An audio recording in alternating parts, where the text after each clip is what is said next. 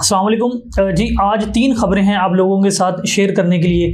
पहली है जो इचरा में कुछ दिन पहले वाक़या हुआ था, एक खातून को तौहीन मज़हब का इल्ज़ाम लगाकर कुछ लोग जो हैं वो कत्ल करना चाहते थे।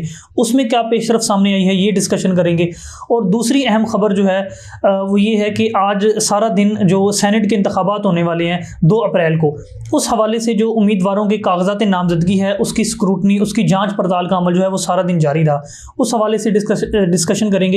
और तीसरा जो मोहसिन नकवी साहब हैं वफाकी वज़ीर दाखिला, उनके कुछ फ़ैन सहाफ़ी हैं जो सहाफ़त को गंदा कर रहे हैं, सहाफ़त के लिबादे में वो सहाफ़त नहीं कर रहे हैं, तो उनके हवाले से डिस्कशन करेंगे। तो शुरू में करता हूँ इचरा वाले वाक़े से। इचरा में आपको पता है कि कुछ दिन पहले एक खातून थी जो वहाँ पर शॉपिंग करने गई थी और उसने एक लिबास पहना हुआ था जिसमें अरबी रस्मुल ख़त में लफ्ज़ हुलवा लिखा हुआ था। हुलवा का मतलब होता है अरबी में खूबसूरत। अच्छा, लोग ये समझे कि जी ये कोई कुरानी आयत लिखी हुई है और लोगों ने कोई अकल से काम नहीं लिया और लोग ये चाहते थे कि इसको कत्ल कर दें, ठीक है। और लोग धमकियां दे रहे थे कि जी इसको कत्ल कर देंगे और नारे लगा रहे थे जी गुस्ताखे रसूल की एक सज़ा, सरतन से जुदा, सरतन से जुदा। हालांकि अगर उसने मिसाल के तौर पर अगर उसने ऐसा लिबास पहना है जिसपे कुरान की कोई आयत भी लिखी हुई है, तब भी वो गुस्ताखी रसूल कैसे हो गई? मतलब आप उसको कोई और तरह की गुस्ताखी कह सकते हैं, रसूल अल्लाह की वो गुस्ताखी कैसे हो गई? ये मेरी समझ में नहीं आती बात। और लोग जो हैं वो उसको मारना चाहते थे। तो इस पर जो है कुछ दिन बाद इचरा की जो पुलिस थी उसने मुकदमा दर्ज किया था, यानी कि सरकार ने, स्टेट ने मुकदमा दर्ज किया था। तो वो जो FIR है उसको सील करके रख दिया गया। बाद में उस FIR को खोला गया और कल यानी 18 मार्च को इंसदाद दहशतगर्दी की अदालत में वो जो 3 मुल्ज़िमान हैं जिनको गिरफ्तार किया गया पुलिस की जानिब से, उनका जिस्मानी रिमांड जो है वो मंजूर करवाया गया पुलिस की जानिब से। पुलिस ने ये कहा कि जी ये जो 3 लोग हैं जो हमने गिरफ्तार किए हैं, वैसे तो उस मुकदमे में 6 लोग नामजद हैं, लेकिन पुलिस ने कहा जी ये 3 लोग जो हमने गिरफ्तार किए हैं हमें इनका 30 रोज़ा जिस्मानी रिमांड दिया जाए, हमने इनसे असला वगैरह बरामद करना है। तो अदालत ने ये इस्तदा तो मंजूर नहीं की, अलबत्ता 3 दिन का उनका जिस्मानी रिमांड मंजूर कर लिया और पुलिस के हवाले कर दिया उनको, ठीक है। अच्छा, इसमें अब 2 बातें हैं करने वाली। एक तो ये कि पुलिस ने इस FIR में जो है वो एग्जेजरेशन से काम लिया है। पुलिस ने कहा कि ये जो मुल्ज़िमान है ये वहाँ पर मौके पर सीधी फायरिंग कर रहे थे, ठीक है, और पुलिस की इन्होंने वर्दी फाड़ी और कत्ल की धमकियाँ दे रहे थे वगैरह वगैरह। इसमें सदाकत भी है कि कत्ल की तो धमकियाँ वो दे रहे थे, पुलिस की वर्दी भी हो सकता है फाड़ी हो, लेकिन ये जो सीधी फायरिंग वाली बात लिखी गई है FIR में, इसका कोई वजूद नहीं है। जो भी लोग वहाँ पर मौजूद हैं उनमें से किसी एक बंदे ने भी ये रिपोर्ट नहीं किया कि जी इनमें से किसी शख्स ने वहाँ पर सीधी फायरिंग की हो। अगर ऐसा किया गया होता तो अब तक कोई ना कोई बात सामने आ चुकी होनी थी। अब पुलिस ने ये क्यों किया? पुलिस ये इसलिए करती है ताकि मुकदमे को मजबूत बनाया जाए। ये जो लोग हैं इनको मजीद जो है वो सप्रेस किया जाए, ठीक है। मुकदमे को मजीद मजबूत बनाने के लिए, पंजाबी में जो लफ्ज़ कहते हैं तुनना, उसके लिए इनको ये जो दफात हैं दहशतगर्दी की वो लगवाने के लिए ये बात लिखी गई है कि जी इन लोगों ने सीधी फायरिंग की, हालांकि हकीकत ऐसी नहीं है। अच्छा, अब इसमें एक जो अहम पहलू है वो ये है कि ये मुकदमा पुलिस ने यानी सरकार ने दर्ज की है। ये एक खुशाइंद बात है पाकिस्तान में। अगर आप पाकिस्तान की तारीख देखें तो हमें ये पता है कि पाकिस्तान की जो इस्टेब्लिशमेंट है वो यहाँ पर मजहबी मुनाफरत, मजहबी इंतहा पसंदी को फ़रोग़ देती रही है अपने मकासद के लिए।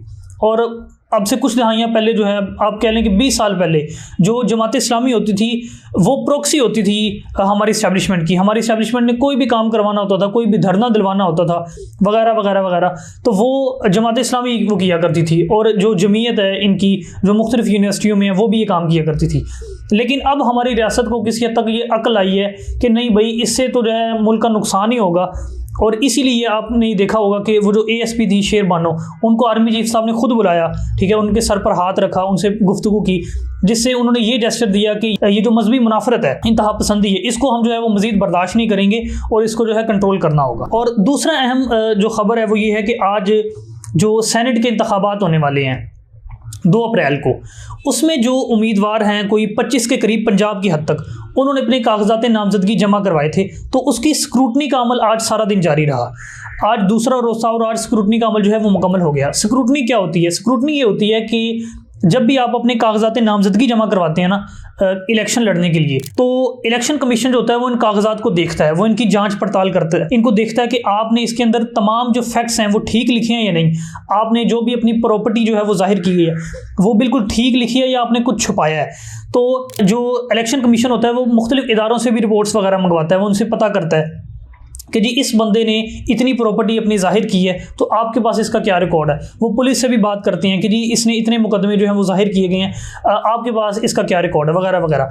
उसके बाद इलेक्शन कमीशन ऑफ पाकिस्तान जो है वो ये डिसाइड करता है कि इनके कागजात मंजूर करने हैं या मुस्तरद करने हैं, उस स्क्रूटनी की बुनियाद पर। तो आज जो है वो स्क्रूटनी का अमल जारी रहा और अब से कुछ देर बाद जो है ये बता दिया जाएगा कि जी इन लोगों के कागजात मंजूर हो गए हैं और इनके मुस्तरद हो गए हैं। अब जिन लोगों के मंजूर या मुस्तरद हुए हैं, इस इलेक्शन कमीशन के फैसले के खिलाफ ये तमाम उम्मीदवार जो हैं वो अपीलेट ट्रिब्यूनल से रुजू कर सकते हैं। अपीलेट ट्रिब्यूनल ये होता है कि इलेक्शन कमीशन ऑफ पाकिस्तान जो है वो हाई कोर्ट से बात करती है, और हाई कोर्ट जो होती है ना किसी भी मुतलका सूबे की, वो हाई कोर्ट के एक जज को एक स्पेशल अदालत जो है वो बना देती है, और वो जो जज होता है ना वो इलेक्शन के फैसले सुनता है। इलेक्शन कमीशन के फैसलों के खिलाफ जो अपीलें होती हैं उसकी समाअत होती है उसकी अदालत में। अच्छा, वहाँ से अगर रिलीफ नहीं मिलता किसी भी उम्मीदवार को तो वो हाई कोर्ट से रुजू करता है। अगर हाई कोर्ट से भी उसको रिलीफ नहीं मिलता फिर वो सुप्रीम कोर्ट जाता है, और उसके बाद जो है वो फाइनली सुप्रीम कोर्ट जो फैसला देती है वो हतमी होता है, और उसके बाद जो है वो इलेक्शन वगैरह होते हैं। और इस तरह जो है 25 मार्च तक अपीलेट ट्रिब्यूनल फैसले करेगा। उसके बाद अगर कोई रिलीफ चाहिए तो बंदा हाई कोर्ट और फिर सुप्रीम कोर्ट जाएगा, और इस तरह 2 अप्रैल को फिर इलेक्शन जो है वो होंगे। अब आज जो आखिरी दिन था, सनम जावेद और जो जुल्फ़ी बुखारी हैं उनके कागजात पर आज एतराज़ात आयद किए गए। अब एतराज़ात जो हैं वो जब मेरी बात हुई किन लोगों ने एतराज़ आयद किए हैं, उनका ये कहना था जी हम प्राइवेट लोग हैं, हमारा किसी सियासी जमात से ताल्लुक़ नहीं है, हम पता नहीं इसमें कितनी सदाकत है कितनी नहीं। जो एतराज़ात आयद किए गए हैं वो मैं आपके सामने रख देता हूँ। एतराज़ जो है सनम जावेद पर यह आयद किया है कि FBR के मुताबिक सनम जावेद के जो असासे हैं वो 1,99,00,000 हैं, जबकि इन्होंने कागजात नामजदगी में जो असासे जाहिर किए हैं वो 1,83,00,000 हैं। और इन्होंने अपने जो असासे हैं, जो कागजात नामजदगी हैं, FBR में वो कहते हैं कि सनम जावेद ने सोना जो है ना, जो गोल्ड इनके पास है उसको जाहिर नहीं किया। एक एतराज़। दूसरा एतराज़ वो ये कहते हैं कि डेरा गाजी खान में इनकी कोई ज़मीन है कोई 1 कनाल की, वो इन्होंने जाहिर नहीं की है। उसके बाद वो ये कहते हैं कि इनके जो शोहर हैं अतीक नाम है गालिबन उनका, वो कहते हैं अतीक एक कॉलेज में पढ़ाते हैं और उनकी 3.5 लाख से 4 लाख रुपया सैलरी है, और वो भी सनम जावेद के ऊपर ये बाउंड था कि वो इसको जाहिर करती है अपने असासों में, क्योंकि उसके शोहर के ये पैसे हैं, उसकी ये आमदन है, ये भी उन्होंने जाहिर नहीं की। लिहाजा इन्होंने कंसीलमेंट की है, इन्होंने धोखा दिया है, तो इस बिना पर इनके कागजात मुस्तरद किए जाएँ। दूसरा जुल्फ़ी बुखारी के ऊपर इन्होंने एतराज़ात आयद किए गए कि जी जुल्फ़ी बुखारी जो हैं वो इश्तिहारी हैं, प्रोक्लेम्ड ऑफेंडर हैं, और अदालतों ने कई दफ़ा उनको बुलाया है लेकिन वो अदालतों में पेश नहीं हुए। FIA ने इंटरपोल से भी बात की है और रेड वारंट जो है वो जारी करने की कोशिश की, लेकिन जो जुल्फ़ी बुखारी साहब हैं वो पाकिस्तान में नहीं नज़र आए, कहीं पर भी किसी भी अदालत के सामने वो नहीं पेश हुए। इसके साथ साथ उन्होंने कहा कि जी रावलपिंडी के बहरिया टाउन में इनका एक प्लॉट है, और वो भी इन्होंने असासों में जाहिर नहीं किया है। इसके साथ साथ ये एतराज़ आयद किया कि जी जुल्फ़ी बुखारी ने ये बताया है, अपने कागजात में जाहिर किया है कि इनके ऊपर 4 FIR दर्ज हैं, जबकि इनके ऊपर इसके अलावा भी मज़ीद 4 FIR दर्ज हैं दहशतगर्दी की दफ़ात के तहत। तो इन्होंने ये धोखा दिया है, ये झूठ बोला है अपने असासे अपने कागजात नामजदगी में, तो लिहाजा इनके जो कागजात हैं वो मुस्तरद किए जाएँ। तो इलेक्शन कमीशन ने इन तमाम एतराज़ात को सुनने के बाद फ़ैसले महफूज कर लिए हैं, और इलेक्शन कमीशन अब बाद में बताएगा कि जी इनके कागजात मंजूर किए गए हैं या मुस्तरद किए गए हैं। अच्छा, अब तीसरी बात जो है वो मोहसिन पंजाब, यानी जो पंजाब के निगरान वज़ीर आला रहे हैं, निगरान तो नहीं थे खैर, वो असल में वज़ीर आला ही थे, उनके हवाले से है। अब वो वज़ीर दाखिला बन चुके हैं और अब वो सेनेटर बनने जा रहे हैं। तो आज वो इलेक्शन कमीशन ऑफ पाकिस्तान के दफ्तर में, जो सूबाई इलेक्शन कमीशन का दफ्तर है लाहौर में, वहाँ पर आए अपने कागजात जमा करवाने के लिए। अच्छा, जब वो आए तो उनके साथ एक सहाफ़ियों की पूरी लॉट थी, जो उनके पहुंचने, जो ही वो पहुंचे वो भी साथ आ गए वो सहाफ़ी। और ये वो सहाफ़ी हैं जो हमेशा मोहसिन नकवी के साथ ही होते हैं। जब मोहसिन नकवी यहाँ पर वज़ीर आला थे तो वो हर वक्त उनके साथ ही होते थे, और कुछ तो उनमें से वो हैं जो बाकायदा उनके यानी कि आप कह लें कि पर्सनल स्टाफ लगता है। अब मैं बताता हूँ कि उन्होंने हरकत क्या की। हरकत उन्होंने ये की, एक हैं जियो के हैं आज़म मलिक साहब उनका नाम। अच्छा, वो हर वक्त मोहसिन नकवी साहब के साथ होते हैं, आप समझ लें साए की तरह उनके साथ होते हैं, यूँ लगता है जिस वो उनके सेक्रेटरी हैं। जब पहले मोहसिन नकवी साहब आए कागजात हासिल करने के लिए, तो जब वो जा रहे थे तो आपने देखा होगा कि साफ़ी जो होते हैं ना वो सवाल करते हैं, कैमरामैन जो है वो आगे आ रहे होते हैं, ये हो जाता है ना चाहते हुए भी। तो वो जो जर्नलिस्ट हैं आज़म मलिक साहब, वो साफ़ियों को पीछे पीछे कर रहे हैं कि जी आप पीछे पीछे हो जाएं, जिस तरह ये उनके कोई सिक्योरिटी गार्ड हैं या उनके कोई ऑफिसर हैं स्टाफ के। अच्छा, आज क्या हुआ, मैं और मेरा एक साथी जर्नलिस्ट हम बैठे हुए थे और हम ये सोच रहे थे कि जी मोहसिन नकवी से हमने क्या सवालात करने हैं। मेरे जो साथी रिपोर्टर थे उन्होंने कहा कि जी मोहसिन नकवी साहब से हम वो सवालात कर ही नहीं पाएंगे जो हम चाहते हैं, क्योंकि कोई मामला ही ऐसा होना कि हमें सवालात करने नहीं दिए जाएंगे। मैंने कहा जी ये कैसे होगा? उन्होंने कहा जी जो ही मोहसिन नकवी साहब आएंगे प्रेस कॉन्फ्रेंस करने के लिए तो आप देख लीजिएगा। मैंने कहा जी ठीक है। उनकी बात बिल्कुल ठीक साबित हुई। हुआ ये कि ये जो जर्नलिस्ट हैं जियो के आज़म मलिक साहब और एक हैं उस्मान भट्टी साहब और भी कई सहाफ़ी थे, ये भी साथ ही आ गए मोहसिन नकवी साहब के। हालांकि ये इलेक्शन कमीशन के दफ्तर में मौजूद नहीं थे, सिर्फ मोहसिन नकवी की प्रेजेंस में ही आए हैं और ये फैल गई तमाम सहाफ़ियों के दरमियान। जो ही मोहसिन नकवी सवालों के जवाब देने लगे तो ये जो आज़म मलिक साहब हैं जियो के, इन्होंने जी हाथ उठाया कि जी मोहसिन नकवी साहब मुझे मेरे सवाल का जवाब दे दें। हालांकि अगर आप उनके साथ रहते हैं हर वक्त, आपके पास तो कोई सवाल होना ही नहीं चाहिए पूछने का। आप तो उनसे मतलब निजी महफिल में भी पूछ सकते हैं जी फलां चीज़ का जवाब दे दो, वो आपको बता देंगे। सबके सामने पूछने का क्या तुक बनता है? अच्छा, सवाल क्या पूछा? सवाल पूछा कि जी आप वज़ीर दाखिला हैं और कोई ये जो दहशतगर्दी के वाक़यात हो रहे हैं अफ़गानिस्तान वगैरह में, इस हवाले से कुछ बता दें TTP के हवाले से। तो उन्होंने बता दिया जी ये है। उसके बाद ये जो आज़म मलिक साहब हैं, बजाय दूसरे साफ़ी जो हैं वो सवाल करते, ये कह रहे हैं नहीं नहीं जी ऐसे नहीं सवाल करने देंगे, मैं नॉमिनेट करूंगा। फिर ये साफ़ियों को यूँ करते रहे जी अच्छा जी अब आप सवाल पूछें, अच्छा जी अब आप सवाल पूछें। यानी कि अपने जो इनकी कैपेसिटी है उससे बढ़कर ये काम कर रहे थे, बिल्कुल एक उनके स्टाफ ऑफिसर लग रहे थे और सवालात प्लांटेड कह सकते हैं आप उनको। सवालात पूछे ये जा रहे थे जी अब आप वज़ीर दाखिला हैं, जी बता दें FIA का क्या करेंगे, आप फलां इदारे का क्या करेंगे, अफ़गानिस्तान को कैसे लेकर चलेंगे।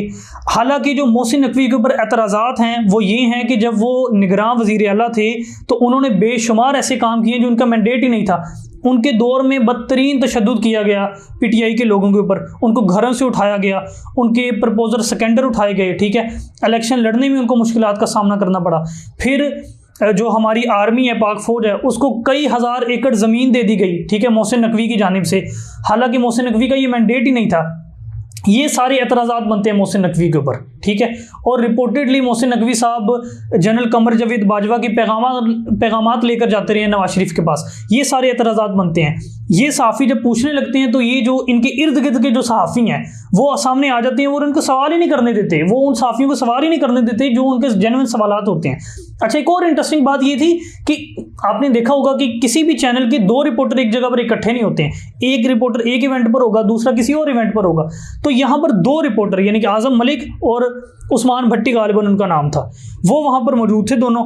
और आज़म मलिक साहब उस्मान भट्टी को नॉमिनेट कर रहे हैं, दोनों सहाफ़ी हैं, एक सहाफ़ी दूसरे को नॉमिनेट कर रहा कि जी अच्छा जी अब आप सवाल पूछें। हालांकि ये तुक ही नहीं बनता, एक जो वज़ीर आज़म उसका इंफॉर्मेशन ऑफिसर या उसका कोई सेक्रेटरी वगैरह तो ये बात कर सकता है जी फलां सहाफ़ी अब सवाल करे, अब फलां सहाफ़ी सवाल करे। एक सहाफ़ी दूसरे सहाफ़ी को कैसे कह सकता है कि जी अब आपने सवाल करना है? तो ये है हमारी सहाफ़त का लेवल यहाँ पर। इसको डिस्कस करने की रीज़न ये थी, बहुत से लोग जो हैं PTI की लाइन टो करते हैं और हम उनको क्रिटिसाइज़ करते हैं, करना भी चाहिए, लेकिन ये सहाफ़ी जो नून लीग की या किसी एक ख़ास बंदे की लाइन को टो करते हैं, हम इनको उस तरह से क्रिटिसाइज़ नहीं करते। हालांकि ये भी उतने ही बड़े मुजरिम हैं, ये भी सहाफ़त को उतना ही नुकसान पहुंचा रहे हैं जिस तरह ये जो और ARY के बहुत से सहाफ़ियों ने नुकसान पहुंचाया था। तो ये बातें थी आज की। बाकी हम इंशाल्लाह ज़रूर आने वाली अपडेट्स जो हैं वो आपके साथ शेयर करेंगे। अब तक के लिए इतना ही था। अल्लाह हाफ़िज़।